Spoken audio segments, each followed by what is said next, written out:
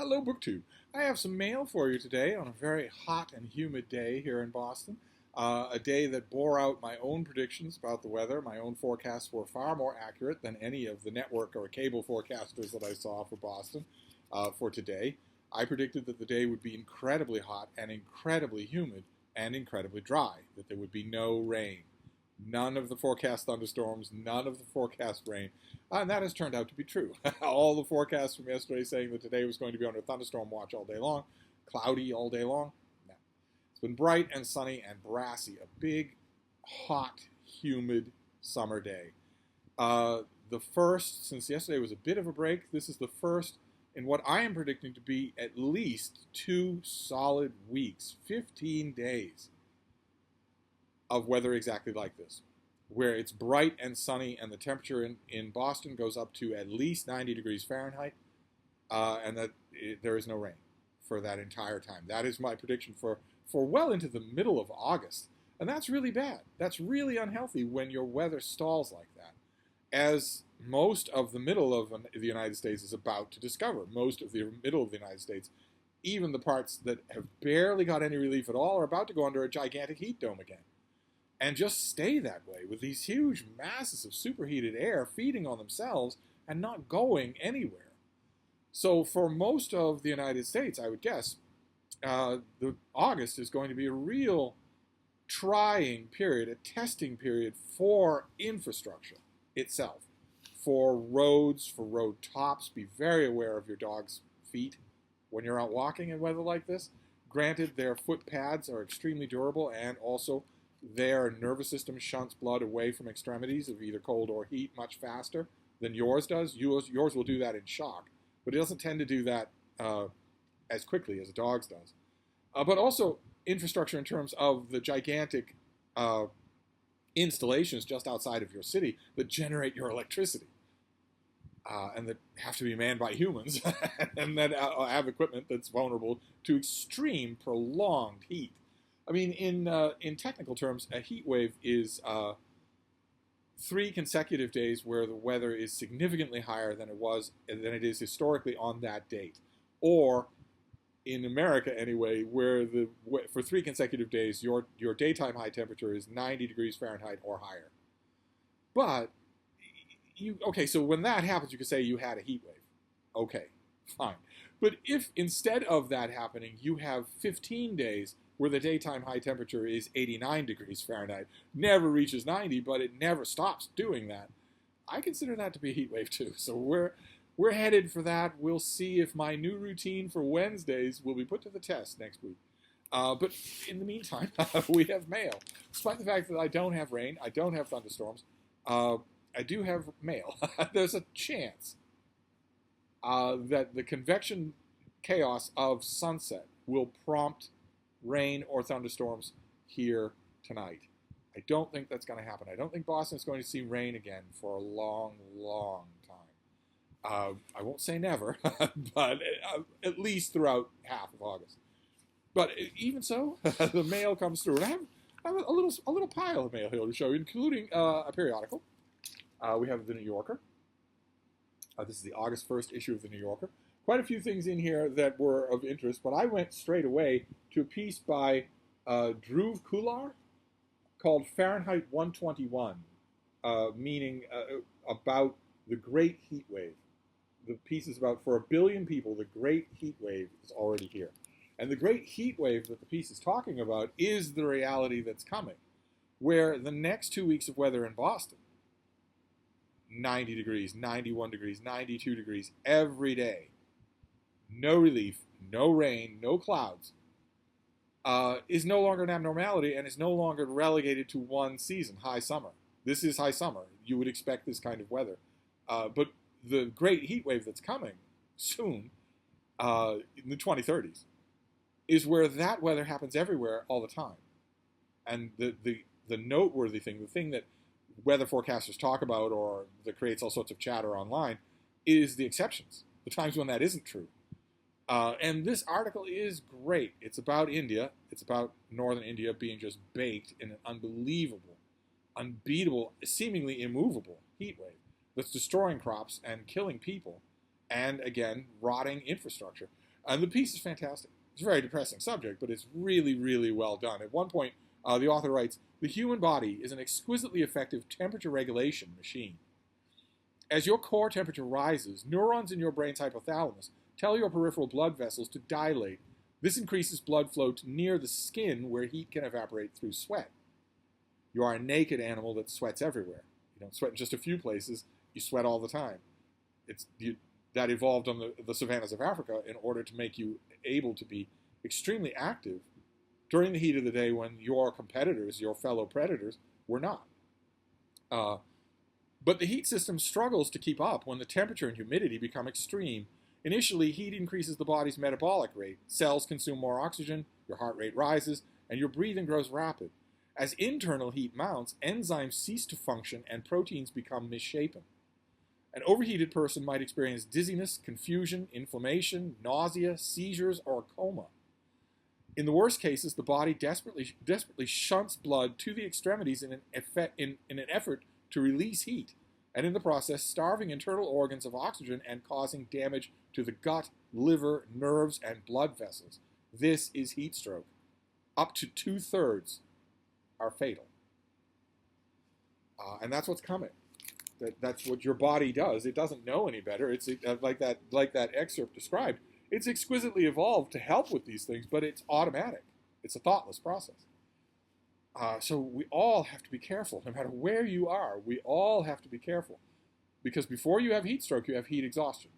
And you can know that. You can see that and prepare for it. Pamper yourself. Take precautions. And maybe we will get through this. I certainly hope so. It looks to me like in addition to the main body of the United States, certainly Texas is going to get it, but also the middle of the country.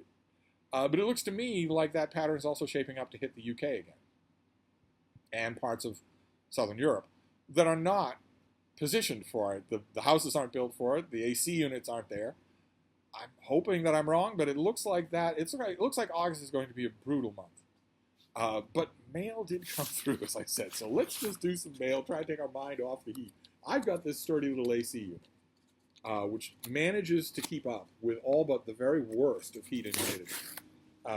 For me and the bean, who really doesn't like the heat. I have a dog who really doesn't like the heat, and she doesn't willing to admit it. So what have we got here? Oh, okay. All right, great. We've seen this before. This is actually a double. This first one is from the folks at Penguin Random House. And it is by Oliver Guiz, and it is The Disappearance of Joseph Mengele. This is a translated work that's coming out on August 9th, so right around the corner. I haven't read this. I'm glad I have a little recollection here.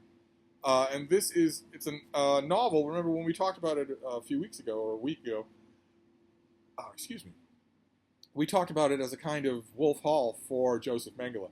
Something that would give him 3 dimensions and flesh him out completely, but not necessarily humanizing. Although in Wolf Hall, Thomas Cromwell is made into a kind of secular saint. But that isn't true in, for instance, Antonio Scarlati's book M, Son of the Century, which is about Mussolini, and definitely fleshes him out, gives him 3 dimensions as a human, but doesn't ever make him sympathetic, except barely. What have we got here? So for 3 decades, until the day he collapsed in the Brazilian surf in 1979, Joseph Mengele, the angel of death, who performed horrific experiments in the prisoners of Auschwitz, floated through South America in linen suits, keeping 2 steps ahead of Mossad agents, international police, and the world's journalists. In this rigorously researched factual novel, drawn almost entirely from historical documents, the author traces Mengele's footsteps through these years of flight. So it's right up my alley. I just haven't got to it yet. Now that I have the reminder, I will get to that. Tonight. I'll do it tonight. So what is this next one? We'll do this next one. We'll struggle with our feng shui here, since we've got a little more packaging than usual. What have we got here? Good Lord. Oh, good Lord. How wonderful. Okay, this is from the folks at W.W. Norton. This doesn't come out until January of next year, but how wonderful. This is a new translation of Hermann Hesse's Steppenwolf. Incredible. Fantastic. The requisite hideous American cover, but a new translation of this author. Fantastic. Let's see here. This author believed that his 1927 novel Steppenwolf was deeply misunderstood. Now, for the first time in the United States, we have a revolutionary translation that embraces Hesse's vision, narrative style, and personal anguish for a new generation of readers. Here, here. Let's have all of this author, not just this one book. This is translated by Kurt Beals. Let's give him a lifetime's employment to do all of Hermann Hesse, provided this is a good translation. What if it's a terrible translation? Then I take that back. Let's see here. His translations have been featured worldwide. He translated Jenny Erpenbeck's Not a Novel, was included in World Literature Today's 75 Notable Translators of 2020, and Paris Review's Staff Favorites Book of 2020. Okay, so he's done a lot of writing. He's a scholar in Berlin. And this is a new translation of this work. How incredible. So we ask ourselves the hardest questions at our lowest points. A fact that this author powerfully evokes in his darkest personal narrative. Kurt Beals masterfully adapts Hesse's own unique narrative style without censorship for the first time in English. So a lot of you will remember that those little white mass-market paperbacks that were the last really accessible version of this book in English, certainly the one that sold the most. I'd love to know the nature of that censorship. I'd love to know. I remember I read all of Hermann Hesse in those mass-market white paperbacks, and even at the time, while I was enjoying them, I still thought, there's somebody in the room here. There's something going on here. I've been calling for the re-examination of this author for so long. That's fantastic. At last, readers can accompany Harry Haller on his journey of self-discovery as the author always intended. Great. Fantastic. Okay, well, I will write to the publicist and thank them for this. This comes out in January, so you are now warned. You can read the author's best-known work in a brand-new translation. So what have we got here? What else have we got here? Quite a bit. Let's just forge ahead here. This next one is fairly hefty. What have we got here? More paperwork. Oh, okay, great. All right, we saw this already, and it sounded very intriguing. This is the finished copy. So this is what you'll see in the bookstore. This is... Oh, no, this isn't what you'll see in the bookstore. This is still an advanced copy. So this is yet another double. Okay. All right, well, we've seen this already. This is Ray Naylor's book, The Mountain in the Sea. This is science fiction from FSG, from Farrar, Straus, and Giroux. The Crazy Octopus novel has been our unofficial name for this book since the manuscript first landed on my desk. And honestly, if you're not at least partway sold on that book already, it might not be for you. Well, I haven't read this yet. I mean to. I dipped my toe in to know that it's extremely assured. I just need to do the whole thing, see if it gets all the way to the finish line. But if you've ever been intrigued by the fact that an octopus has 9 brains, including 1 in each tentacle, ever marveled at their ability to change color and shapeshift, to squirt ink, to escape from sealed aquariums and walk around at night, if you watched My Octopus Teacher and read Other Minds, or have felt a little bit guilty tucking into a plate of takoyaki, or grilled octopus, you should feel a lot more than a little bit guilty for doing that. You shouldn't do it. If you've enjoyed Ex Machina, or Inception, or Arrival, or if fiction with the style, sophistication, and urgency of Ted Chiang or William Gibson has any appeal, then you will love this book. You had me with Crazy Octopus novel, because they are really weird. Octopuses are really weird. And as is pointed out, in fact, the author of Other Minds points it out, and many other people have too, they are as close as we are likely ever to come to encountering an alien mind at all. We won't encounter them in space. We'll encounter them right here. Octopuses diverged from the nearest common ancestor with humans is hundreds of millions of years ago. So they've had a long time to be themselves, to evolve extremely advanced intelligence that isn't anything like humans. Great, fantastic. All right, well, this comes out in October, so maybe that's why I haven't got to it yet, because there's no way I can justify it with all the stuff. What was that all about? Do you want to get down from there?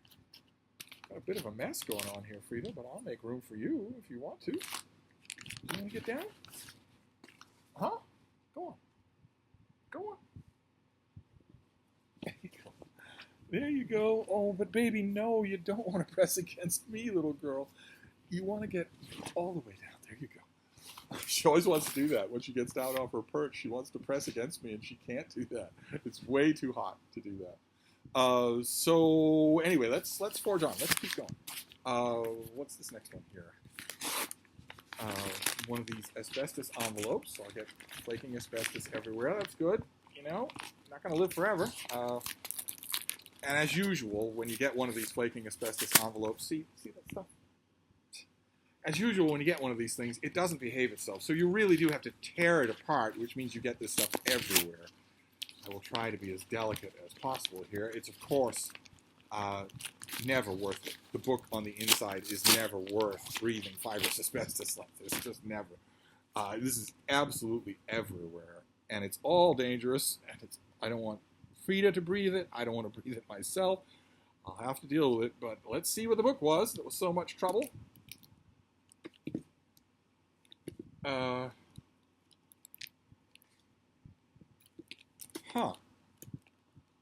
This is a gift from one of you.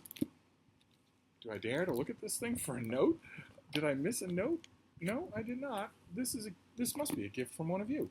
How wonderful. Okay. Well, I certainly didn't get this from a publisher, and it has a used bookstore notation on it, so it can't be from a publisher. Just double check just to be sure, although I would know if there were a new edition of this. I would know more than anyone. Yeah, 1993. This is, one of you must have found this for me. This is A Different Person by James Merrill, his memoir. How weird. I always say on this channel, rule number one on this channel is don't send me a book. No matter how sure you are, don't do it. There are only two people on earth who could pick a book at random for me and have it be a bullseye. And you aren't one of those two people. But this is a bullseye. I don't have a hardcover copy of this, much less one in a plastic dust jacket like this. This is... Wow. Okay, well, there's no note on this. So whoever sent this, thank you very much. Don't do it. Don't do it. Don't the rest of you take encouragement. Don't start sending me books. It's a bad idea. I know what I want. And I usually have what I want. But this is a case where if I'd seen this at the Brattle Bookshop, I would have grabbed it instantly. How wonderful. Well, isn't that nice? Okay. All right, well, that's James Merrill's memoir. Fantastic. I don't have a copy, and I want one. Look at the mess that this made. Good Lord. All right, well, in this case, what was on the inside was worth the flaking asbestos, but still. Then we have another envelope that is also giving me vibes of coming from one of you. We simply cannot have this. When was it? It was like, was it like 2 or 3 years ago that we had a spate of people breaking rule number one, where it happened persistently for like 2 or 3 weeks, or for a solid week of people. I would get email every day, someone breaking the rules. Oh no, okay, no, these are for me. This is the right way to do rule number one.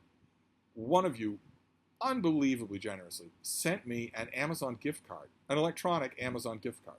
Just credit it to me. You gave me store credit at Amazon. Just unbelievably nice to do. And that I definitely do not discourage. That is not against the rules, because I can spend that in 2 seconds. All I had to do, I had that gift card. I added it to my Amazon account. It happens in one click of a button. It's easy to do. And then all I had to do was sit back and say, all right, how do I want to spend this? I have this gift card. I didn't have it before. What do I want to do? Do I want to buy a piece of tech? Do I want to buy a micro SD card or a power cord or an extra box fan, an electric box fan or something like that? And I decided to spend it on romance novels. It's BookTube after all. So I bought 5 romance novels. And 2 of them came today. I guess they're going to come. I was expecting they would all come in one box, but I guess they're going to come separately. This is very good. Very interesting. All right, so the first one is this odd Kindle-shaped, wider mass-market paperback. Thank God they aren't both that.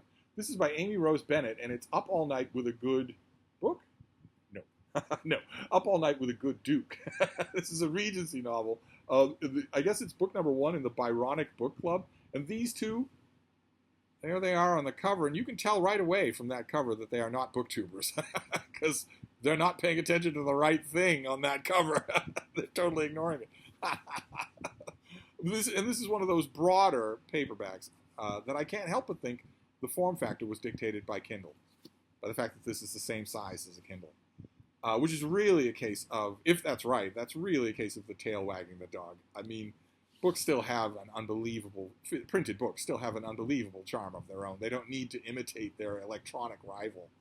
But let's see here. Artemis Jones, respectable finishing school teacher by day and gothic romance writer by night, has never lost sight of her real dream to open her own academic ladies' college. When Artemis is unexpectedly called upon by a dear friend to navigate her first London season, she comes at once. Who knows, perhaps she can count on the interest, she can court the interest of a wealthy patron for her school. As long as she can avoid her high-handed aunt's schemes to marry her off.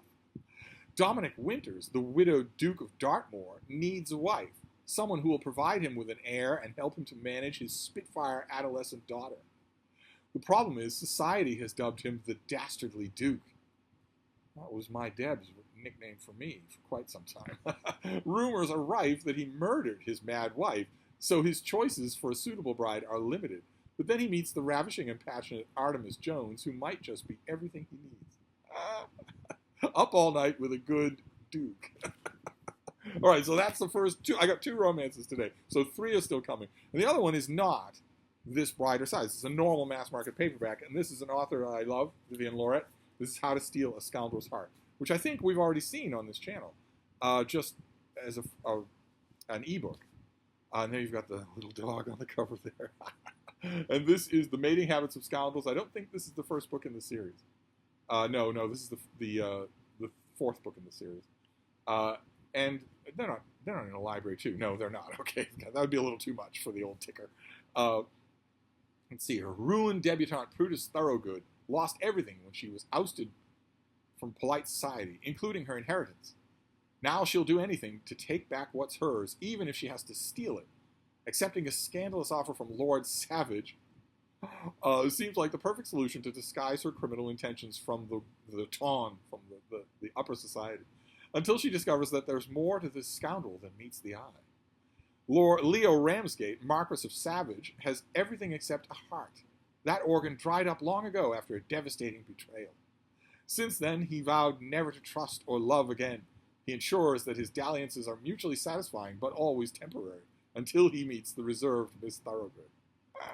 And as you can see, they're both look delightful, but they are a different size. They are a different size book, right? You line them up like this. This one is square. It's not a rectangle like a normal mass market paperback. I guess I'll have to learn to live with that, but that's great. That's fantastic. So the first fruits of that Amazon gift card have already started arriving. That's wonderful. And then we have the last book. It's a box here, and then we'll be done with this very hot, very humid mail haul. What is coming in this box? Oh no! Oh, goodness gracious! All right. Oh, okay. Some people, I tell you, they don't ever change. Okay, great. And I'm not grousing at all. So this is a January release. I don't have to worry about this year. This is a big fat biography. You'd think that would mean I would love it. This is a big fat biography of George Kennan. And there he is, the very life of the party at age 250. So this is by Frank Costigliola. And I don't know if I probably don't have a sheet for it. No, I don't. Okay. Let's see what the book has to say. The definitive biography of U.S. diplomat and prize-winning historian George F. Kennan. Definitive. There's his fighting words. The earlier Kennan biography was meant to be definitive. The last big Kennan biography was meant to be definitive. It was also the subject of the punchline of a great many jokes in Washington, D.C. polite society, because it was stipulated by Kennan, who helped with that biography, that it could only be published posthumously. And then he went on to live, just forever and ever and ever and ever and ever. The book just sitting there finished. But this could be definitive, you never know. The diplomat and historian George Kennan, who lived from 1904 to 2005, ranks as one of the most important figures in American foreign policy and one of its most complex. Drawing on many previously untapped sources, the author's authoritative biography offers a new picture of a man of extraordinary ability and ambition, whose idea of containing the Soviet Union helped ignite the Cold War, but who spent the next half-century trying to extinguish it. Always prescient. What nonsense. Kennan in the 1990s warned that the eastward expansion of NATO would spur a new Cold War with Russia. I don't know how many times we have to go over this. Once again, for the slow learners in the cheap seats, NATO is a voluntary organization. You apply to join it. Okay? You apply to join it. If it's expanding, that means there are a whole bunch of countries that want to join it. So are you going to be the one to tell them no? Are you going to be the one to say no? You don't get to do that because we have to please your bully of a neighbor? Anyway, even as Kennan championed rational realism in foreign policy, what nonsense. He championed George Kennan in foreign policy. That's all. If that was rational, fine. If it was irrational, fine. His personal and professional lives were marked by turmoil, and though he was widely respected and honored by presidents and the public, he judged his career a failure because he had been dropped as a pilot of U.S. foreign policy.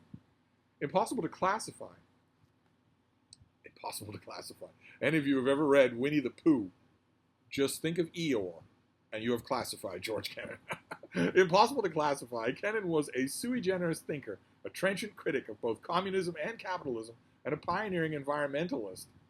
Living between Russia and the United States, he witnessed firsthand Stalin's tightening grip on the Soviet Union, the collapse of Europe during World War II, and the nuclear arms race of the Cold War. Okay, well, I don't care how eagerly awaited what a 9 days wonder the previous biography of anyone was. I welcome new biographies of anyone at all. Maybe this will knock my socks off. So who is the author? He is a Board of Trustees Distinguished Professor of History at the University of Connecticut. His books include The Kennan Diaries and Roosevelt's Lost Alliances. He raises grass-fed beef cattle in Storrs, Connecticut. Okay. Well, that's interesting to know. I'm not sure what it has to do with the biography of George Kennan, although I guess it means that the author is necessarily familiar with bullshit. That should stand him in good stead, writing about this particular figure. But I don't have to worry about it, because it's not until next year. So there you go. There's Kennan. A laugh a minute. So I don't have to worry about it. It's not until next year. So that's the mail. We end on a downer of a note, as anything involving George Kennan ends on a downer of a note, but still a good mail haul. So we have a new biography of George Kennan. Won't that be fun? Here's hoping it gets reviewed everywhere. Then we'll do these in ergonomic fashion here. We have a different person. We have Jimmy Merrill's memoir. Who of you thought to send this to me? If you don't mind, feel free to pipe up in my email so I can thank you. What an amazing choice. And, I mean, there are 2 or 3 people out there in the world who know why this is an amazing choice, who know that this would not be a violation of rule number 1. But I don't think any of them watch this channel. This is either something really strange, or it's the mother of all coincidences. It's a lucky guess. I'm very, very grateful. Either way. Then we have The Mountain in the Sea, which is a crazy octopus novel, a science fiction novel about a kind of octopoidal life that turns out to be very advanced and moves the plot that way. We have a new translation of Steppenwolf by Hermann Hesse. How fantastic. We have The Disappearance of Joseph Mengele, a historical novel about Joseph Mengele. I really need to get to this. I'll get to this tonight. And finally, 2 romance novels that I got for myself with an Amazon credit that one of you got me. I swear, you people. I laugh about it all the time with pure affection.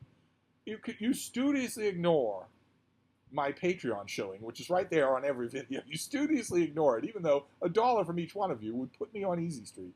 But you're endlessly generous.